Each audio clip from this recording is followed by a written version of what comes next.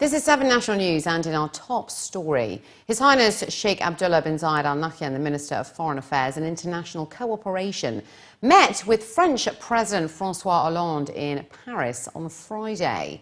During the meeting, His Highness Sheikh Abdullah conveyed the regards of the UAE President, His Highness Sheikh Khalifa bin Zayed Al Nahyan, to the French President, and his best wishes for further progress and prosperity to the French people. President Hollande and the UAE Foreign Minister exchanged views on the latest regional and international developments and on work to fight against extremism and violence to eliminate the threats of criminal organisations. They also pledged to cooperate with friendly countries to safeguard the security and stability of the region. The Emirati Winter Relief Campaign for Syrian refugees for 2016 concluded on Friday, following the distribution of food parcels to 457 Syrian and Lebanese families over in Lebanon. The initiative was rolled out by the Emirates Red Crescent Authority in collaboration with the Lebanese relief and humanitarian aid organisation Dar al-Fatwa. Musalam al-Mansouri, the director of the Office of the Humanitarian Assistance Attaché at the UAE Embassy over in Beirut, stated that by the end of the campaign, which started on the 27th of January this year, over 56,000 Syrian, Lebanese and Palestinian families have benefited from the aid given through the campaign. He added that preparations were on to launch a new campaign to provide iftar meals and Eid al-Fitr clothing to people in need during the holy month of Ramadan. The Ministry of Interior is looking to provide outstanding services conforming to the best of international standards through e-passports. Major General Khalifa Hareb Al-Khalili, the Acting Assistant Undersecretary of the Ministry of Interior for Naturalisation, Residency and Ports Affairs, made the announcement, stating that the UAE began issuing e-passports for citizens in 2011, and the majority of passports will be replaced with new e-passports by the end of this year, in line with the International Civil Aviation Organization, who issued a deadline for countries to transition to e-passports.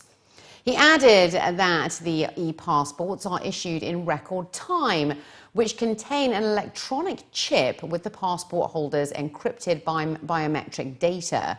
It also contains the fingerprints, signature and photo, together with security features and specifications that prevent any fraud attempts. They are also very difficult to duplicate, as data found in the passport contains highly sophisticated security features compared to standard passports. He also noted that there are no new fees when issuing the electronic passport, as the current fees are the same. Child protection helpline operators in the country have called for unified helpline numbers, along with a database for more accurate statistics. Officials representing the Sharjah Child Helpline were quoted in a newspaper saying that there is a need to unify helpline numbers to 116, which is internationally recognised as the Child Protection Helpline, which would also allow for the registration of every call. They added the Abu Dhabi Child Protection Helpline was launched last year, but operators are still in the process of unifying them. It was recently reported that in the first quarter of this year, the Sharjah Child Helpline received 186 child abuse reports, most of which involved Arab or Emirati families, while last year 478 such reports were recorded. Stating that more calls received on the Child Helpline will mean that people are aware of their services, officials are confident that soon more will be provided for the protection of children. A sharp rise in e-crime has been recorded in the UAE over the last 3 years, claiming 72 million dirhams, that's according to a senior official.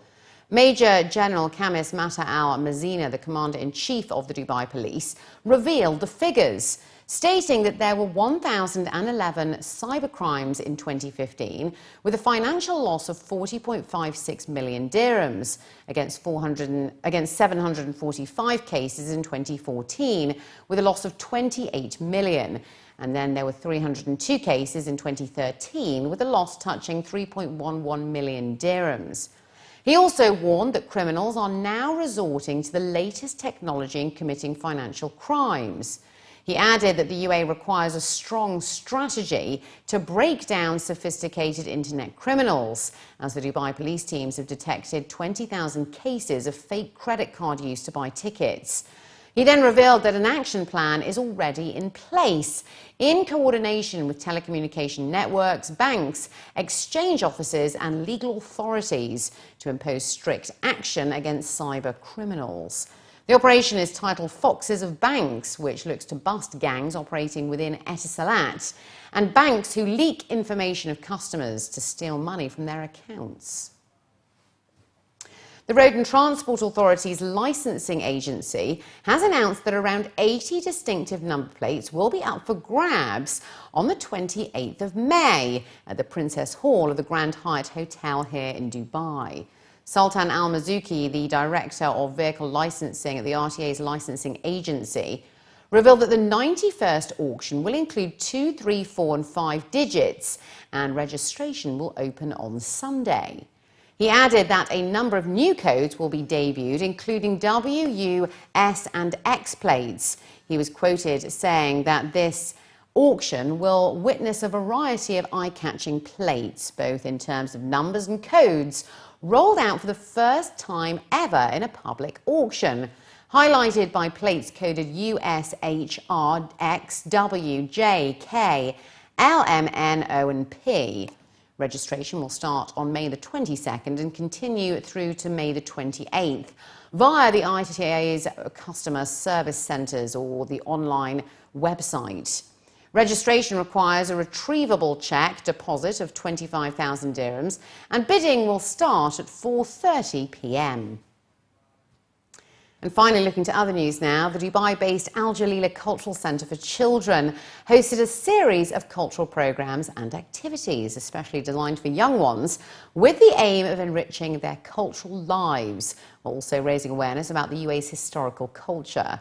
Officials representing the centre stated that their overall objective is to highlight the importance of cultural understanding among children who come from various backgrounds, and they are hopeful that this event will help in building a base for children. Adding that the centre also aims to inspire the youth to love their cultural legacy, organisers stated that they intend to offer a unique cultural experience to children as they embrace their future in a modern and globalised world. As a part of the event, a number of renowned artists and other professionals working in the UAE shared the ancient Emirati and Arab cultural heritage, while also offering a safe, joyous and creative environment for families. As kids are very good at adapting themselves to the world around them, event organisers stressed that it is particularly important for parents to familiarise themselves and their children with their culture, especially when they're young.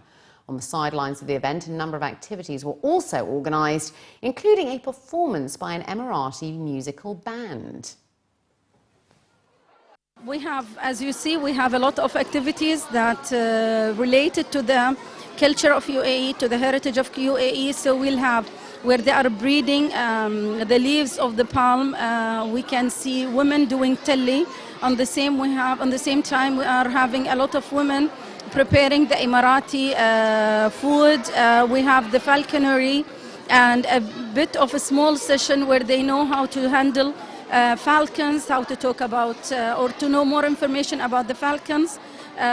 We have the Ayala, and it is our main musical band in UAE. It is very original, authentic band, and we have all the old people mixed all together with children, where they can give them or share with them a bit of their information, where they will have or they'll be exposed to the children and to be linked more into to it. It's very important for the kids to make them all together, and even if it's not only about Emirati culture, it's about all Muslim of around the like Egyptian kids, about Palestinian kids, even like me, I'm French but Muslim, so it's very good to see that in Dubai you can find this and put everyone together.